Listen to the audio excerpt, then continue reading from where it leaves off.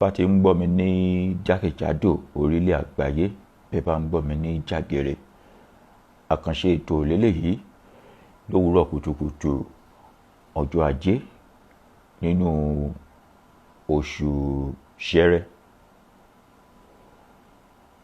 Ìwúre tá sì mọ wúlò ní ìwúre ire ni bá ti pèrè mọ́ra, káwa ó má kú sórí mo ṣeéṣe, ká má kú sórí mo jìyà.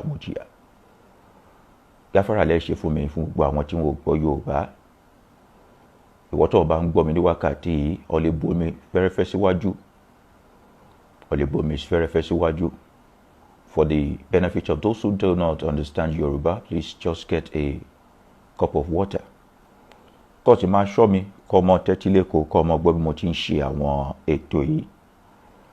Máa kọ́ fẹ́ ṣe ìwúre lówùúrọ̀ kùtùkùtù. Àkọ́kọ́ júbà àwọn tí wọ́n ṣe ká tó ṣe. Ọmọ wí báyìí wípé àṣebà lára, àṣebà jèrò, àṣebà ọ̀rọ̀gún ilé ìlà, àṣebà àwọn tí wọ́n jáwé ká tó jáwé, àṣebà àwọn tí wọ́n wẹgbò ká tó wẹgbò. Torí àdáṣe ní wọn mọ́, ìbà ò gbọ́dọ̀ wọn mọ́. Eléyìí kọ́ mọ́ wọn wá. Ó wá tún sọ wípé ìbà kùtùkùtù awo òwúrọ̀, nítorí òwúrọ̀ la wà yìí lérékùṣù Èkó. Ìbà ganringanrin awo ọ̀sán, ìbà pẹ̀lẹ́ awo ìrọ̀lẹ́, ìbà bírímù awo òru. Ìlọ́wà tún ṣẹ̀ṣẹ̀ gààrà júbà àwọn ẹ̀yà ọ̀pàkẹ́ àlàkẹ́, ó pé ìbà àwọn ẹ̀yà ọ̀pàkẹ́ àlàkẹ́ arógbáṣọ má balẹ̀. Ọ̀já yín tẹ́ fi pọnmọ tí ò gbọdọ̀ jábọ́ ní kẹ́ fi pọ̀n wá kí bá ò ṣẹ. Ó wá fọwọ́ bà, ó fi bọ́ orí, ó fi bọ́ ojú rẹ̀. Ká wá bẹ̀rẹ̀ ètò láti pe ajé mọ́ra. Á bẹ̀ láti apá ire. Èmi mọ̀ kọ́ lórí báyìí gẹ́gẹ́ bí wo ti bòmí síwájú wípé ire máa lójú ọ̀rọ̀ ire lobìnrin ń jẹ́bọ̀ lábọ̀ ọjà ire ṣẹ̀ṣẹ̀ṣẹ̀ṣẹ̀ ìlọmọdé yọ mẹ́yẹ ire o, ire owó, ire ọmọ, ire àìkú baálé ọ̀rọ̀ ire ní gúúsù, ire lárẹ̀wá, ire níwọ̀ oòrùn, ire nílà oòrùn, ire gbogbo, ire ajé ògúngún nísọ̀ bòjì, kó máa wá, kó máa wá yín wá, kó máa wá gbogbo tẹbí tará àtàwá wá. Mo ní káwa máa kú sórí mo ṣe.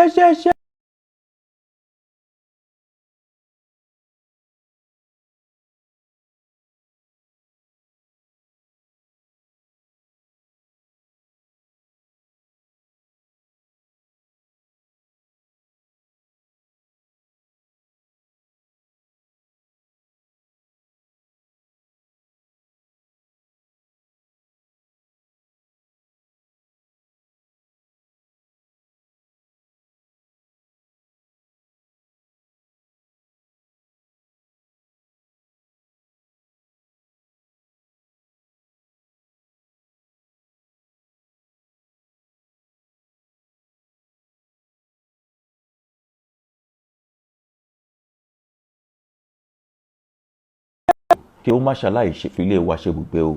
Ire àlàáfíà ńlá tọrọ lọ́wọ́ ẹlẹ́dàá lónìí o. Kẹ́lẹ́dàá kó má ṣaláì ṣe tiwa níre o. Ire owó ṣá, owó jabua, owó rẹpẹtẹ, ire ìfọ̀kànbalẹ̀, aya rere lọ́ọ̀dẹ̀, ọkọ tó dára lọ́ọ̀dẹ̀, kórí àwọn ọmọ wa ó pé wálé, kán má fò ṣánlẹ̀ kí wọ́n kú, káwa ó má rí bí gbé sọnù bí ò ṣe bí ọmọ o, kórí wa ó má gbẹ̀bọ̀dé o, káwọn alápèpọ̀ ó má pè wá pa o, ká má rárìn fẹsẹ̀ sí o.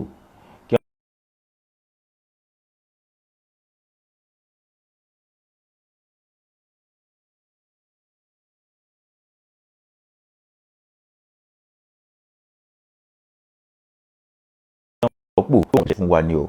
Gbogbo ẹni tí ń wo ti wa níbi látòní àlọ, kíbi ó máa bó níbi kásàsí ó máa balásà sí, torí òkò tá a bá sọ mọ́ pé báyìí lọ̀pẹ́ ń sọ bá ni o, gbogbo òkò ikú tí wọ́n sọ bá wa kó máa bá wọn o, gbogbo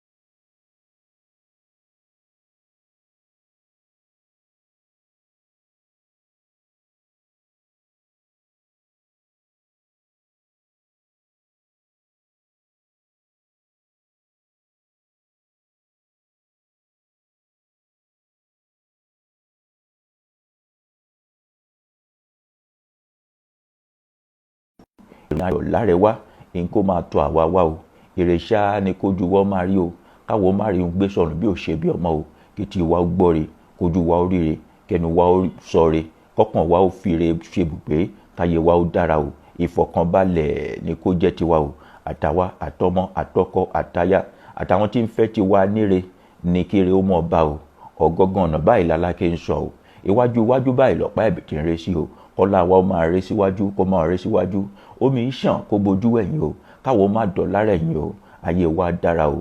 Wọ́n bá lẹ́nu yóò ní pohùn má wà lẹ́nu o, látò ní àlọ́ bí wọ́n bá ń wó lóríire àwa ni kí wọ́n máa pè o, ibi wọ́n bá ti ń po lórí ibú kí wọ́n máa pè tiwa síbẹ̀ o, ogun àpèpá kọ́mọ̀ jẹ́ tiwa o, ká má fòṣọ́lẹ̀ ká gbọ̀n lọ láìpẹ́ ọjọ́ o, káyé wa ó dára o, ọkàn wa ó balẹ̀ o. Wọ́n já fún Ọ̀rúnmìlà nígbà tí bàbá ń ṣàwọ́ lọ sókè Mẹ̀sí, wọ́n ní ìwọ Ọ̀rúnmìlà bọ́ ọ bá lọ ọ̀ní dé mọ́. Ọ̀rúnmìlà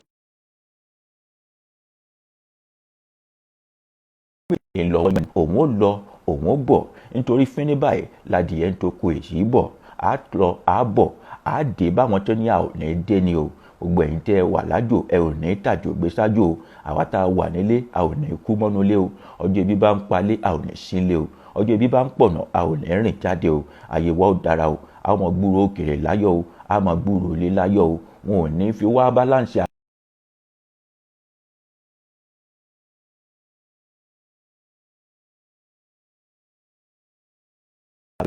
ní pẹ́pẹ́yẹ ń gbọ̀n yẹ tiẹ̀ pẹ̀pẹ̀pẹ̀ kúrò lórí àbá o, kẹ́ ẹ mọ dúró kẹ́ ẹ mọ dìde kẹ́ ẹ mọ gbọ̀n yẹ pẹ̀pẹ̀pẹ̀ kúrò lórí àkéte àìsàn yín báyìí o, gbogbo ẹni tá àrùn jẹjẹrẹ ń jẹ lára látòní lọ mo sọ fún ṣẹ̀dá, ìṣẹ̀dá sọ fún orí, orí sọ fúnlẹ̀, ilẹ̀ bá gbogbo ẹran àti eríkèéríkèé ara yín sọ̀rọ̀, kẹ́ ẹ ké dìde pé báyìí lológo ń jí kára yín ó jí o, kí wòsàn bá yín o, káyé yín ó dára o, kó yẹ yín kọ́ mọ́ yẹ̀lẹ̀ o, gbogbo ẹni tí ń wojú elédùà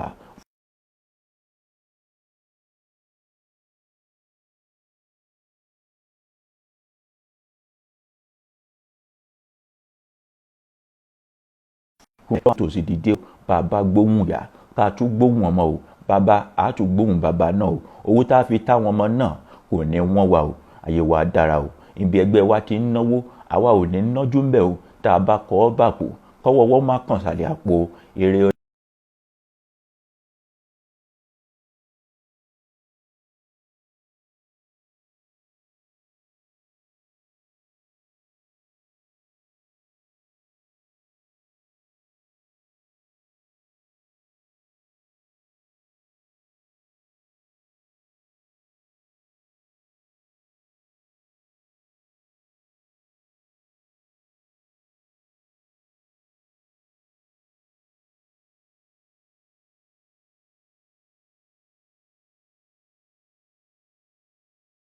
òǹgbẹ kọ́ gbẹ wa o, òǹgbẹ àìsàn kọ́ mọ́ gbẹ wa o, torí lónìí àwa dọmọ kú tí kú ò gbọdọ̀ pa o, àdọmọ àrùn táwọn ò gbọdọ̀ gbédè o, àdọmọ àṣeyìrí táṣeyìrí kankan ò gbọdọ̀ rí gbẹ o, ayé wa ó dára o, àwọn tí ń mùjẹ ò ní mùjẹ wa o, a ò ní lọ bí tí ò yẹ ká lọ lásìkò tí ò yẹ ká débẹ̀ o, wọ́n ní ojú àṣà ìrí bí o, tàwòdì rọ́ràn o, ojú rẹ ò ní rí bí o, ojú rẹ ò ní rọ́ràn o, wọ́n ní etí ìgbọ́ ìkìn kí inú ọmọ bàjẹ́, etí rẹ ò ní gbọ́ ìkìn o, inú rẹ ò ní bàjẹ́ o, ikún tí wọ́n ń jọ̀gẹ̀dẹ̀ tí ń rèdí tí ọmọ pé ohun tó dùn báyìí ní ń pa ni, ohun tó ń dùn mọ́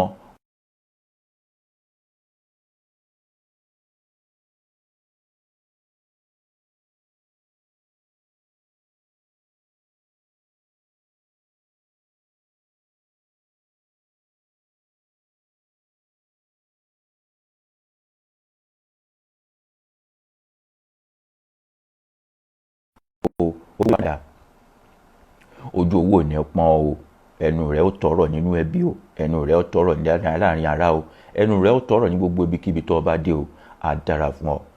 Àṣẹ báyìí ní tòlùgbọ̀nà, a fàṣẹ sí látòní lọ. Bó ti rí nù, kò ní jù bẹ́ẹ̀ lọ. You can take the water, drink part of it, rub your head backward, forward, backward, forward, backward, forward 3 times with it, and you can use the rest to bath yourself. But remember to pour some as a libation.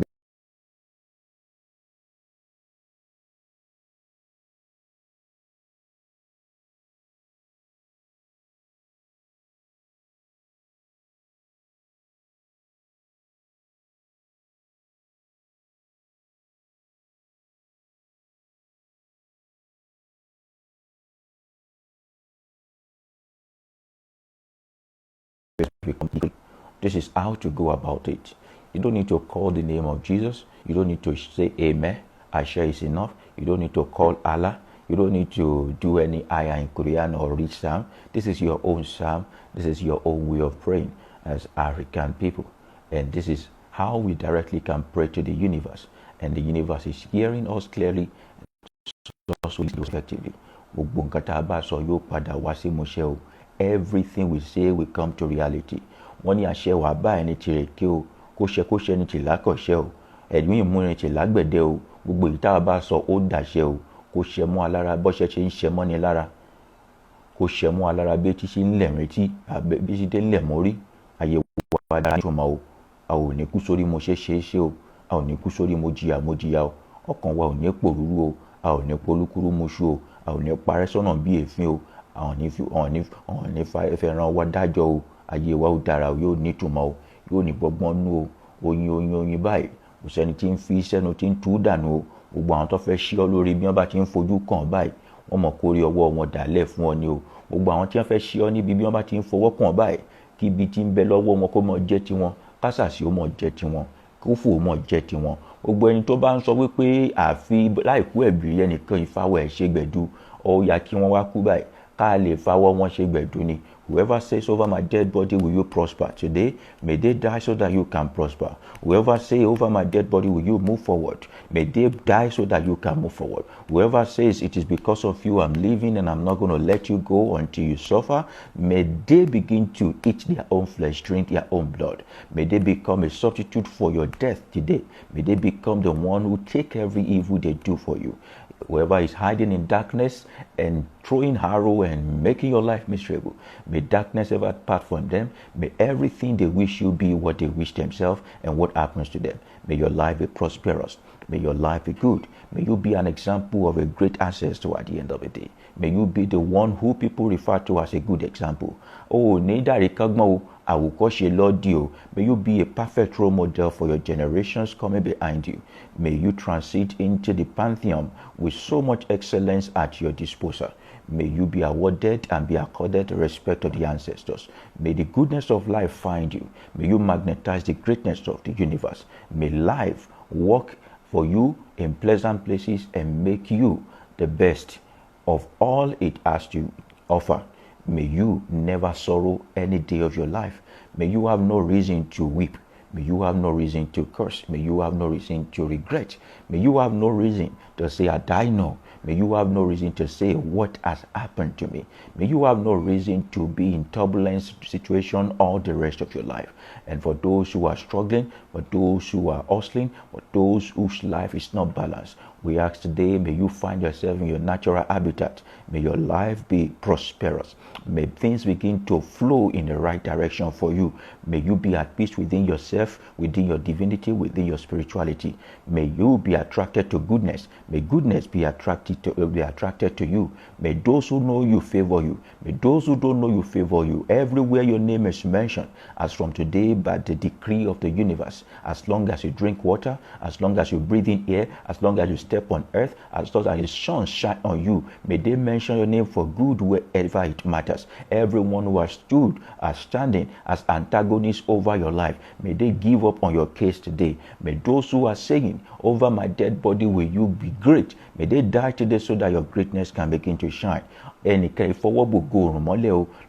will be able to cover your shine. Nobody will be able to cover your glory. Nobody can hold the ear. Nobody will be able to hold you bound. For every of your relative, and even if it is you that is in prison for one reason or the other, they will release them and let them go. May you reclaim your freedom back. As many as those who are on sick bed, who are bedridden, we also decree to the universe to them today, may the blood in their body begin to work healing for them. May the water in their body begin to work healing for them. May the tissue in their body begin to work healing for them. May their veins begin to carry the power of healing. May the air they breathe in become the power of healing to them. May they rise up from their beds, from their sick bed. All those who are suffering from terminal ailment, may they be revitalized by the power of the universe today. Every single one who are struggling with madness, may their sanity be returned back to them today. Everywhere you go, people will give you favor. They will favor you. They will chase you with favor. They will lobby you with favor. They will ask you, what can I do to help you? The white man will help you. The black man will help you. Tall will help you. Short will help you. Fat will help you. Thin will help you. Male will help you. And female will help you. Elderly one will help you. Everywhere you go to, may you find favor in the sight of both old and young. May your life be personified with failure.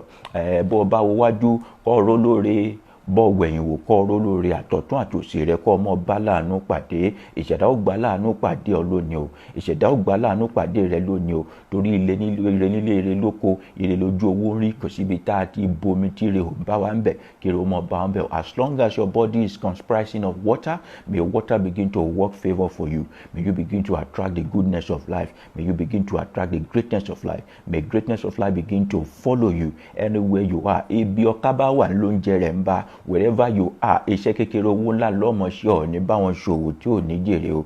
Little effort, big profit. May it be your portion as from today. If you are home, may home not swallow you. If you are abroad, may abroad not get you lost. May your children prosper. May they become the source of joy for you. Every fountain of your sadness as from today, may they turn into the greatness, into the source of your joy as from today. May your life be prosperous. May everything work in line for your own good. At the right time, you will prosper. At the right time, you will be successful. May peace of mind be your own portion. May peace of mind be your own portion. Victory over the enemies. Victory over your own lustful desire. Victory over negativity. Victory over everything that you lay your hands on.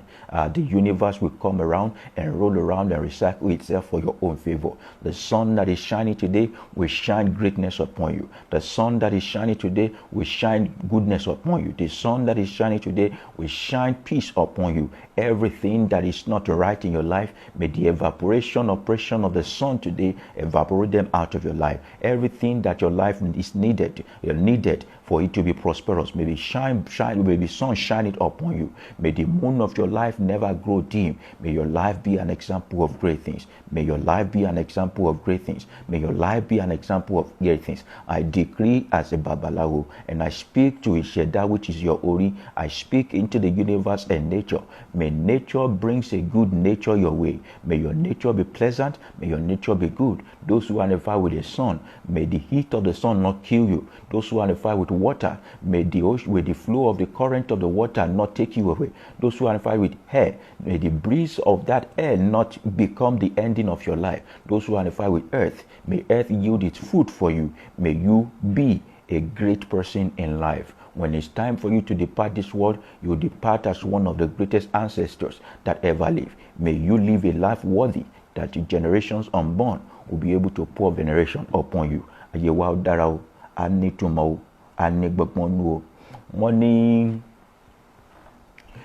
àtàǹpàkò sí mọ́, gbogbo ara ṣòro àti gbé, bá a bá pòkú ní pópó, alààyè ní ń dáhùn. Adíá fún jẹ́wé òsùn tí ń ṣọ̀kan bí Elédùmarè àgùntàn. Nígbà tí bàbá ń ṣàwo lọ, wọ́n ní jẹ́wé òsùn, èwo padà rí ṣòro lé ayé o. Wọ́n ní bí jẹ́wé òsùn ò bá fẹ́ forí labú kẹ́jẹ́ ó ṣàn, wọ́n ní kí jẹ́wé òsùn rúbọ. Bàbá rúbọ, ó rẹ́bọ ẹbọ fín. Bàbá bá yọ lọ́wọ́ ewu látòní lọ. Bọ́ ọba mewúrẹ́ dúdú regbó ifá, ẹbọ rẹ̀ ó fin o. Bọ́ ọba mágùtàn bọ̀lọ̀jọ̀ rèdí ọ̀pẹ, ẹbọ rẹ̀ ó fin o. Omi lásán ló bù sílẹ̀, ẹbọ rẹ̀ ó fin o. Whatever you do, may your own act and activity be pleasant to the world. Ìṣesí rẹ̀ ò ní báráyé nú o. Ìṣesí rẹ̀ ò ní báráyé nú o. Ìṣesí rẹ̀ ò ní báráyé nú o. ìṣesí rẹ ò ní báráyé nú o, ìṣesí rẹ ò ní báráyé nú o. Wọ́n ní àìmọ̀ bá ṣe rìn kórí ó má mì, ibikíbi tó bá mì dé. May you not be an irritation to the world. May you not be an irritation to the world. May you not be an irritation to the world. May those who see you be easily accessible for you whenever it comes to goodness. May those who see you be willing to help you. May those who see you be willing to help you. There are a lot of you watching me right now who are struggling with this hatred and disappointment at the edge of your breakthrough. When you pick this, you don't get it done. When you pick that, you don't get it that done. I'm going to tell you a story right now as we begin to round up. It is one of the old Ifa. It is called Ifa Okonrosa. Okonrosa, Babalawo Àṣà, tí dífá fún àṣà. Wọ́n ní ká àṣà rúbọ, àṣà rúbọ. Wọ́n ní ká adìyẹ rúbọ, adìyẹ rúbọ. Àwọn méjèèjì rúbọ nǹkan méjì méjì. Ẹbọ adìyẹ fín, ẹbọ àṣà fín, àmọ́ kò táṣà lọ́rùn. Làṣà bá ń gbọ́mọ adìyẹ, lọ́ba fi ń bọ́mọ tiẹ̀. What happened? One day, many years ago, the hawk and the chicken, they used to be a very good friend. This is a take home for you. But they were barren. They wanted the goodness of life. They couldn't see it. They want to be prosperous. They are poor. They don't have children, no spouse. When they go to the north, to the south, everything looks like it is closed up against them. So they went to the Babalawo, and Babalawo told two of them to go to the market and buy 2 precious things and bring it to him. They heard. The hawk went to the market, brought 2 precious things. The chicken went to the market and brought 2 precious things. But the chicken thought to himself, to herself, I'm going to go and bring more precious things. If 2 precious things will give me 2 things, then more precious things will give me more things. So the chicken went behind the hawk and went to go and get more precious things, bring it to Babalawo, and Babalawo did it for. Everybody went their separate ways.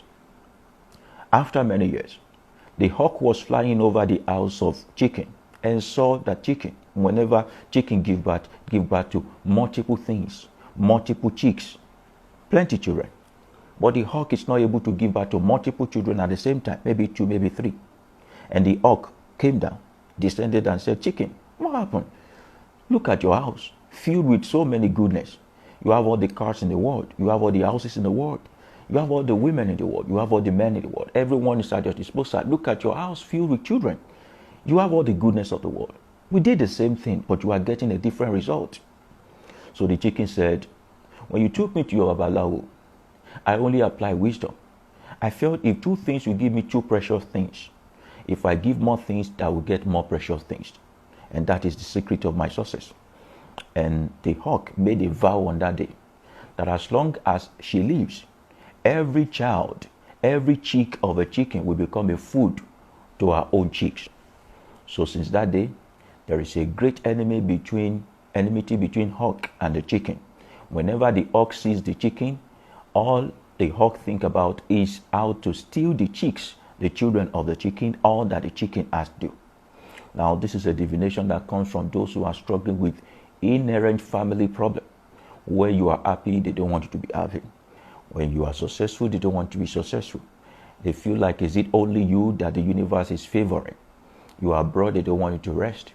You are at home, they don't want you to rest. You have children, your children are misbehaving. You lay your hands on a thing, you can't be successful. At the edge of breakthrough, people disappoint you. Someone is always trying to say, no, you can't be happy as long as I'm alive. So what did the chicken do? Chicken went back to the Babalawo. And Babalawo said, ẹni tí ó bá fẹ́ ká jẹun á ṣe tiẹ̀ mọ́ ń jẹ ni. Ẹni bá sì fẹ́ bí èṣù jẹun ṣí bí ìyẹ́ ogun. Now say, you chicken, go back and bring a black ram. Let's take it to the forest of Ifa. Go back and bring a white goat. Let's take it to the forest of the masquerade. And whoever does not want you to prosper, as from today, may they be disgraced forever. So the chicken went and did as Babalawo did. And the hawk started stealing everywhere. The kleptomaniac activity of the hawk started. So when it sees this, it will steal it. When it sees that, it will steal it. The hawk began to live a very disgraceful life. Because from the onset, it has vowed that it will never allow the chicken to rest. And from that day, the hawk caught the attention of the human being, and whenever the human being sees a hawk, all they shout is, ole, ole, ole, ole, thief, thief, thief, thief. And from that time, hawk begin to have a bad name, bad image. May those who have set you up for disgrace begin to eat of their own dish of disgrace. May everyone who have decided to make your life miserable never have peace as from today. Just like the Odu of the hawk and the chicken. May everyone who says, I have favored you and I must control your life, live a miserable life. It is not a bad thing for someone to show you the way. It is a bad thing for those who show you the way to want to be the one who controls the way. Everyone who says, you came out of my body, but I will not allow you to rest. May rest be taken away from them.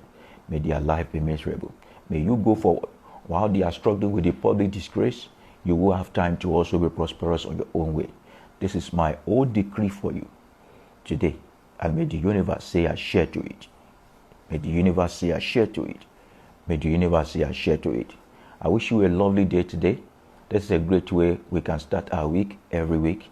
And I believe it's going to be a great week. Don't forget the water we have said all this decree to. You can drink out of it. You can use it to rub your head to the back and front 3 times. And you can use the rest to bath. Don't forget also to sprinkle some around your house and to also share with your friends, your family, your children, and your spouse. Likewise, this is how to make the very first divination of the morning every single time. This is how to become the authority over your own life. And this is how we do it in African spirituality. We have killed nobody. We have only maintained our own ori and done the needful to our own self. Ayé yẹn ó dára o, a ní ìtumọ̀ o, yóò lóyún o, yóò ní gbọ̀pọ̀n nù o, kádàrá yín ọmọ ara yóò ní padà ṣáìdá o, wọn ò ní fọwọ́ aago yín sẹ́yìn o, ìbànújẹ́ ò ní fi ilé rẹ ṣe ibùgbé o, ẹkún òṣè ò ní fi ilé rẹ ṣe ibùgbé o, ikú òjijì ò ní fi ilé rẹ ṣe ibùgbé o, dípò ìbànújẹ́ ayọ̀ ni ó mọ fi ilé rẹ ṣe ibùgbé o, dípò ẹkún òun òṣè ẹ̀rín ni ó mọ fi ilé rẹ ṣe ibùgbé o, dípò ìṣẹ́ owó àtọrọ̀ ni ó mọ fi ilé rẹ ṣe ibùgbé o. Àdára fún wa o, ẹ ò ní rógun alákòóbá o, àwọn ajínigbé ò ní gbé yín lọ, wọn ò ní gbé yín lọ́mọ, wọn ò ní gbé yín láyà o, àṣà ò ní wọnú ibùsùn yín kọ́ gbọ́mọ yín lọ o, àjẹ́ ayé àtàjẹ́ ọ̀run wọn mọ̀ parapọ̀ ṣiṣẹ́ fún yín o, wọn mọ̀ ràn yín lọ́wọ́ ṣiṣẹ́ o, àbíamọ tí ń pọnmọ ni wọ́n tọ́jà ò gbọ́dọ̀ jábọ́, wọ́n mọ̀ pọ̀n yín láyé, wọ́n mọ̀ pọ̀n yín gbogbo ibi tẹ́ bá dé o. Every bad dream that has been set up against you for evil, may you go back to the sender o. And don't forget, for your divination, you can request for it. And if you have a bad dream or you have a bad sign, come to my inbox, let's discuss it. As long as I see your messages, I will surely respond. And you can also send messages to babayoba@babayoba.org, babayoba@babayoba.org. And if you, in case you are coming home anytime soon to Nigeria and you want us to meet, please make sure you inform me like a month ahead so that I can plan my schedule. The more the merrier. The more we come together, the more we reclaim ourselves back from the region of the invaders and also take ownership of our own life. Today, we have used our mouth to reform and reshape our own destiny. This is how it's supposed to be. It is not me praying for you. It is me showing you how to take charge of your own self. You can rewatch this video from beginning to the end and take charge of your own life. Pray for your children, decree on your spouse, pray for your own job, and let's get it done from there. Adara fún wa. Ó dìgbà kan náà. Bye bye, yo.